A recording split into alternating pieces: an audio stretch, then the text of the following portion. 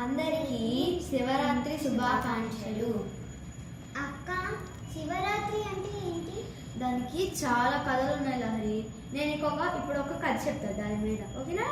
అప్పుడు విష్ణువు ఇంకా బ్రహ్మ కొట్టుకుంటున్నారు అనమాట. అంటే నేనే గొప్ప అని కొట్టుకుంటగా వాళ్ళు బ్రహ్మ ఏమో తన బ్రహ్మాస్త్రాన్ని ఇంకా విష్ణు నారాయణాస్త్రాన్ని అక్కడ పడిపోయినమాట. అప్పుడు ఆ రెండు అస్త్రాల వల్ల ఒక అగ్నిలింగం పుట్టుకొచ్చింది అనమాట.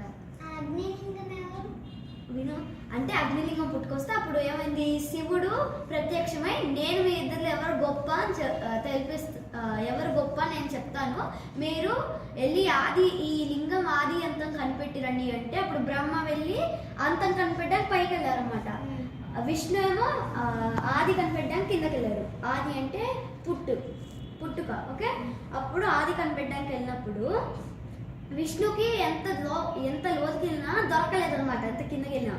అయితే ఈలోపు బ్రహ్మ వెతుక్కుంటూ రాగానే అక్కడ ఒక మొగలి పువ్వు ఆమధేను కనపడే అనమాట, కామధేను. అప్పుడు ఏమైంది, మీకు ఈ లింగం అంతం ఎక్కడ ఉందో తెలుసా అని అడిగారు. అయితే మాకు తెలీదు అంటే పోనీ పని చేయండి, నేనేమో శివుడి దగ్గర నేను అంతం చూసినట్టు చెప్తాను, మీరు అవును అని చెప్పండి, సరిపోయింది అంటారు. అయితే ఈలోప విష్ణు వస్తారనమాట శివుడి దగ్గరికి. క్షమించండి, నేను ఇంకా కనిపెట్టలేకపోయాను, ఈ ఆదిని కనిపెట్టలేకపోయాను అంటే ఇలా బ్రహ్మ వచ్చి నేను అంతాన్ని చూసాను అంటాడు. అప్పుడు కావాలంటే ఇలా కామధేనుని ఆ మొగలి పువ్వుని అడగండి అంటే మొగలి పువ్వు ఏమో అవునవునంది.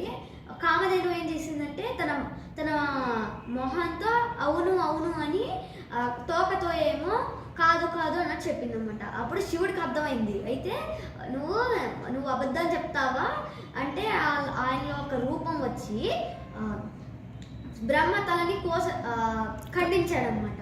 అయితే